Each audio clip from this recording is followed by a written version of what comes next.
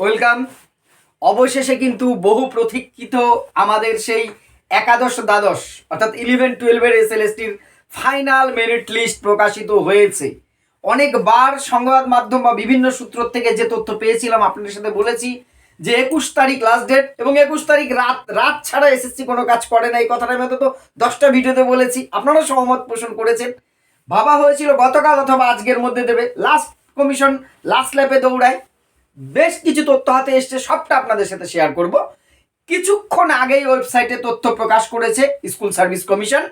একাদশ দ্বাদশ শ্রেণীর মেধা তালিকায় 18,900 জন 18,900 জন সফল প্রার্থী যারা, তাদের নামের তালিকা কিন্তু প্রকাশ করেছে।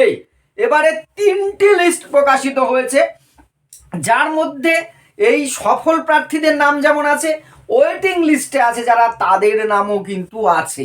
যারা ওয়েটিংয়ে আছেন তাদের কি হতে পারে না হলে সেটা আজকেও কিছুটা বলবো, বিস্তারিত পরে নিশ্চয়ই আপনাদের সাথে আলোচনা করব। আর নজিরবিহীনভাবে যেটা ঘটেছে, 303 জনের একটি তৃতীয় লিস্ট প্রকাশিত করেছে, সেটা হচ্ছে রিজেক্ট লিস্ট। এরা কারা? এরা হচ্ছে ইন্টারভিউ চলাকালীন তখন সেকেন্ড ভেরিফিকেশনে বা অন্য কোনো কারণে যাদেরকে বাদ করা হয়েছে, রিজেক্ট করা হয়েছে।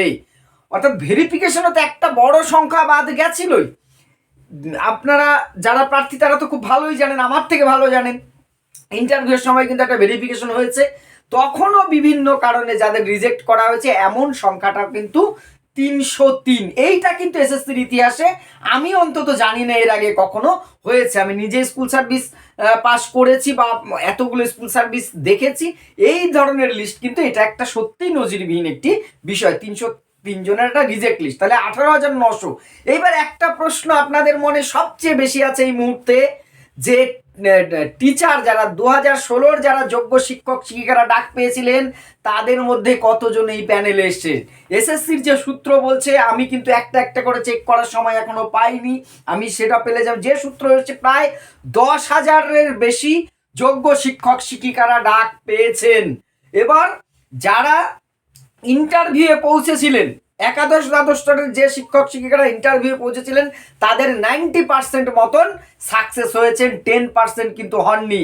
অর্থাৎ সব 2016-র শিক্ষক শিক্ষিকারা কিন্তু চাকুরি পাননি। এক্ষেত্রে এক্সপিরিয়েন্সের 10 নম্বর দেওয়ার পরেও এটা মাথায় রাখবেন, 10% কিন্তু মোটামুটিভাবে, 10% মানে একেবারে ওই 18,900 10% ধরে একদম 189 জন, তেমনভাবে হয়তো নয়, কম বেশি একটু একটু হতে পারে। মোটামুটি গড়ে প্রায় 10%-এর মতন তারা কিন্তু কৃতকার্য বা সফল প্যানেলে আসেননি। যদিও তাদের হাতে অপশন আছে, নবম দশমটা সবার হাতেই আছে, কিন্তু সিঙ্গেল সাবজেক্ট টিচার, আমাদের education, political science, philosophy, economics, commerce, এই সাবজেক্টগুলোর ক্ষেত্রে কিন্তু এই অপশনটা নেই। জানি না বিষয়ভিত্তিক, আমার এডুকেশনেরও বিষয়ভিত্তিক যে কাট অফ কি এসছে না এসছে এখনো ডিটেলসে সেটা আমি বলতে পারছি না। আমি বিষয়টা দেখে পরে নিশ্চয়ই কোনো একটি ভিডিওতে আপনাদের সাথে আলোচনা করব। এই ছিল আপাতত কারেন্ট আপডেট। আজকে লিস্ট প্রকাশিত হয়েছে 18,900 জনের তালিকা, তার মধ্যে 303 জন কিন্তু রিজেক্টের একটা তালিকা প্রকাশিত হয়েছে, এবং ওয়েটিং লিস্টে যারা আছেন তাদের একটি তালিকা প্রকাশিত হয়েছে। ওয়েটিং লিস্ট থেকে কিন্তু অনেকেই পরবর্তীকালে ডাক পেতে পারেন। এর পরের পদক্ষেপটা কি আছে? এর পরের পদক্ষেপটা যেটা আছে সেটা হচ্ছে এবার আপনাদের কাউন্সেলিং। আবারও বলছি, কাউন্সিলিং কিন্তু এই মাসের শেষে শুরু হবে। 27-28-এর মধ্যে বা 29-এর মধ্যে কাউন্সিলিং কিন্তু শুরু হয়ে যাবে। আপনাদের কাউন্সিলিং লিস্ট বেরিয়ে যাবে, মানে স্কুল লিস্ট বেরোবে, সেটা দেখে আপনারা প্রস্তুত হবেন। এবারে যারা সফল হয়েছেন তাদের যেমন শুভকামনা রইল, যারা হয়তো এই মেধা তালিকার চূড়ান্ত তালিকা আসেননি তারা এতটাও হতাশ আগের থেকে হবেন না। কেন হবেন না বলছি, অনেক কিছু এখনো কিন্তু সামনে রয়েছে, নবম দশমটা রয়েছে, যাদের সেইখানে অপশন রয়েছে। আমি জানি আমার এডুকেশনের মতন সাবজেক্টে নেই, কিন্তু অন্যান্য সাবজেক্টে যে প্রার্থীরা আছেন তারা হতাশ হবেন না। এখানে কিন্তু একটা বড় সংখ্যক যারা ইন সার্ভিস ছিলেন তারা পেয়ে গেছেন, ফলে সেইখানে আপনাদের কিন্তু অনেক বেশি সুযোগ থাকবে। তারপরে আপার আছে, অন্যান্য কিছু আছে, সেই প্রস্তুতিগুলো আপনাদের কিন্তু নিতে হবে। অতটা ঘাবড়ে গেলে বা হতাশ হওয়ার মতন কিছু নেই। এই মুহূর্তে রেজাল্ট প্রকাশিত হয়েছে, আপনারা ওয়েবসাইটে যে এসএসসির ওয়েবসাইটে নিজের রেজাল্টটা দেখুন। শুভকামনা রইল, আর পরবর্তী আপডেট পেলে অবশ্যই আপনাদের সাথে আলোচনা করবো, এবং টোটাল কাউন্সিলিং প্রক্রিয়াটা কীভাবে হবে সেটাও আপনাদের সাথে আমি পরবর্তী একটি ভিডিওতে আলোচনা করব। ধন্যবাদ।